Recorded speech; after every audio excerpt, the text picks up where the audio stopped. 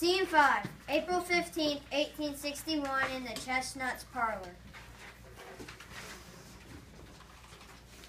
The shelling of Fort Sumter lasted for 34 hours. Then finally, on April 13th, the shelling stopped and the Confederate flag flew over the fort. James Chestnut returned home safely. Wigfall and I were on Morris Island waiting to row over to the fort when... The fort's on fire! I shouted and hopped in a boat, rowed right over, waving my white handkerchief like mad so I wouldn't get shot. Then he climbed in through the porthole. You saw that, did you? Did you have to crawl in through a porthole too, James? Fortunately, Colonel Anderson received me at the entrance. Very gentlemanly.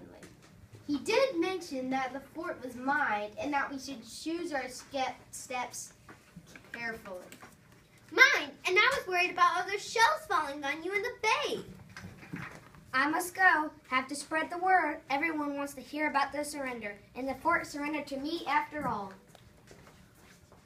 Did Major Anderson really surrender to him? They did indeed. I think the sight of him climbing through the porthole scared them more than anything.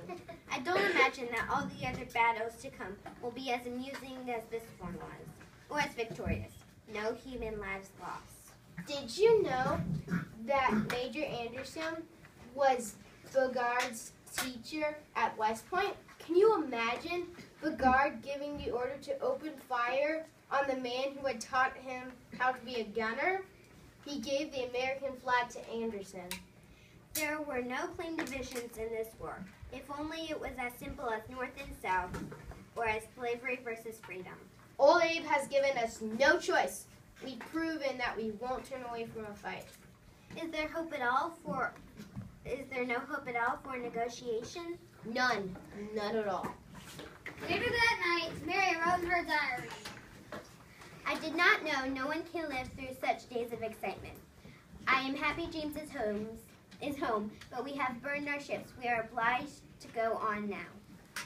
Mary knew that after the fort had surrendered and the Confederate army had taken it over, there would be no turning back. She knew the North would come with an army, and the South would answer in return. She knew the Civil War had begun. End of scene.